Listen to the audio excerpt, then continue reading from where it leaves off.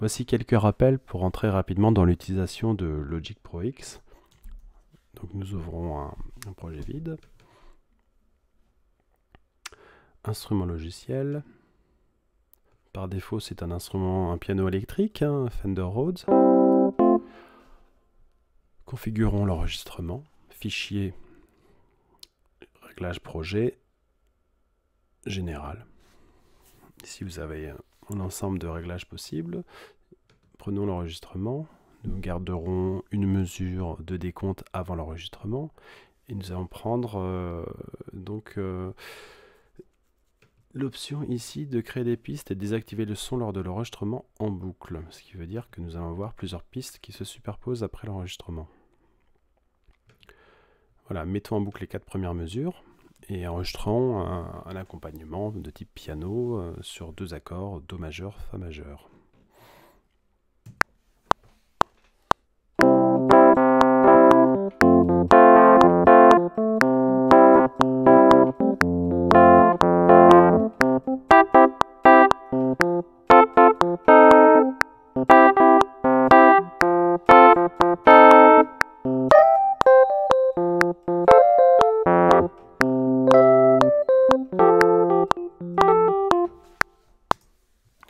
Voilà, donc 3 pistes enregistrées. Maintenant, nous allons les faire apparaître d'un point de vue sonore. Donc là, tout est inactif. Si on lance la lecture, il n'y a pas de son. Donc vous allez devoir faire en sorte qu'elle soit sonore.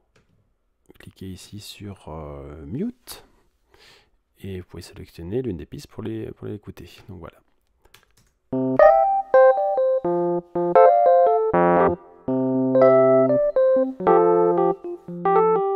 Voilà, très intéressant, mais il n'y a pas de métronome pour se rendre compte vraiment de la bonne mise en place ou non. Donc cliquons sur K.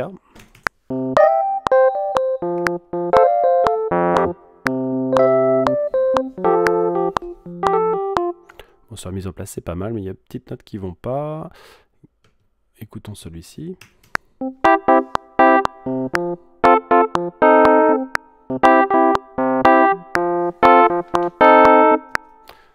La même chose.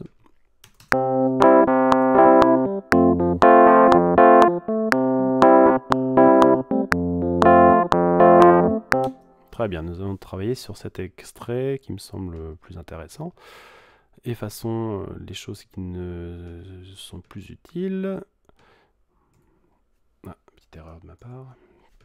Donc, clic.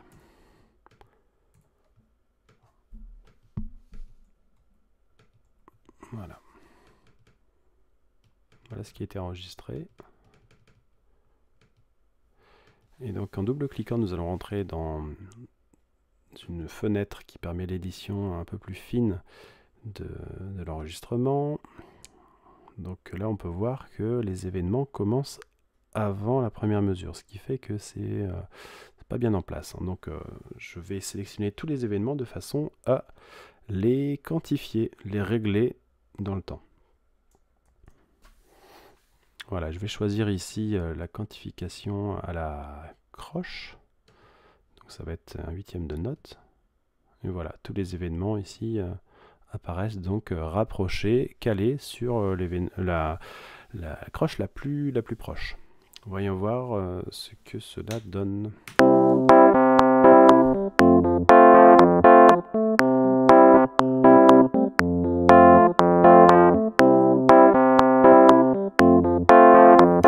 Donc ça sonne plutôt pas mal. On peut voir que il y a différentes couleurs, donc les couleurs ici correspondent aux vélocités. Plus c'est rouge, plus c'est fort, plus c'est bleu, plus c'est faible.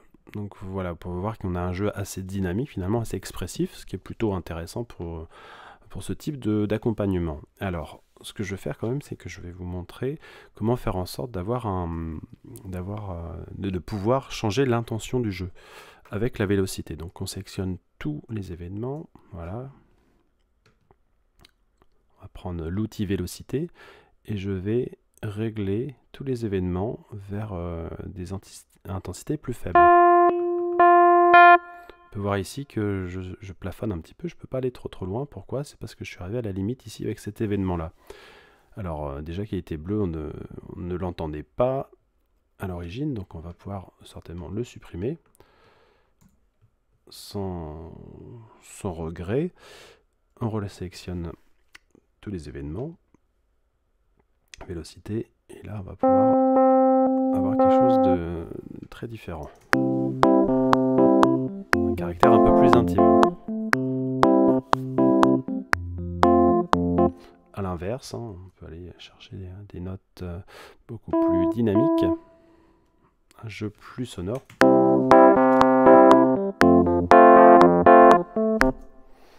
Moi je préfère la version précédente.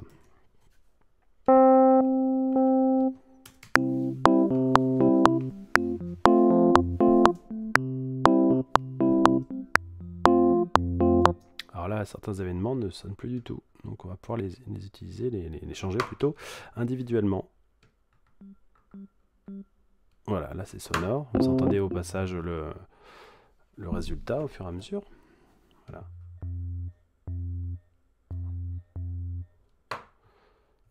Voilà. Donc là, nous avons un bel enregistrement. Et n'hésitez pas, on peut très bien supprimer les choses au fur et à mesure. Mettons cette note-là. Ouais, revenir en arrière, vous savez faire. Voilà, nous avons fait le point sur les fonctionnements de base que vous devez maîtriser avant de rentrer, à proprement parler, dans les nouveaux travaux du semestre.